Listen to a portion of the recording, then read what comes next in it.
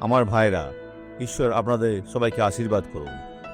আজ আমি বিশ্রামবারের বিষয়ে যেসায় 58-13 পদ বলব। তুমি যদি বিশ্রামবার লঙ্ঘন হইতে আপন পা ফিরাও, যদি আমার পবিত্র দিনে নিজ অভিলাষের চেষ্টা না করো, যদি বিশ্রামবারকে আমোদদায়ক ও সদাপ্রভুর পবিত্র দিনকে গৌরবান্বিত বলো এবং তোমার নিজ কার্য সাধন না করিয়া, নিজ কথা না কহিয়া, নিজ অভিলাষ চেষ্টা না করিয়া যদি তাহা গৌরবান্বিত করো, তবে তুমি সদাপ্রভুতে আমোদিত হইবে।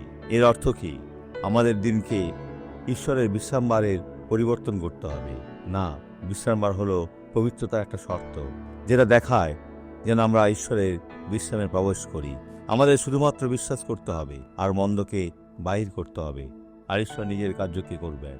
এই সাক্ষরে দেখুন। ভালডিভিনো, আপনার কি সমস্যা ছিল? আমার হাঁটুর সমস্যা ছিল। আমার হাঁটু জীর্ণ হয়ে গেছে। কতদিন? প্রায় 20 বছর হয়ে গেল। খুব কষ্টে আজ এখানে এসেছি। কিভাবে এলেন? খুঁড়িয়ে। দেখার এখানে কিভাবে এলেন? এইভাবে?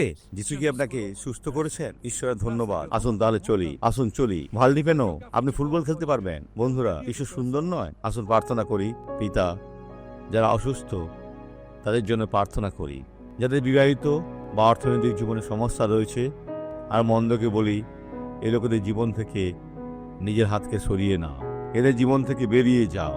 যিশুর নামে ঈশ্বর আপনাকে আশীর্বাদ করুন।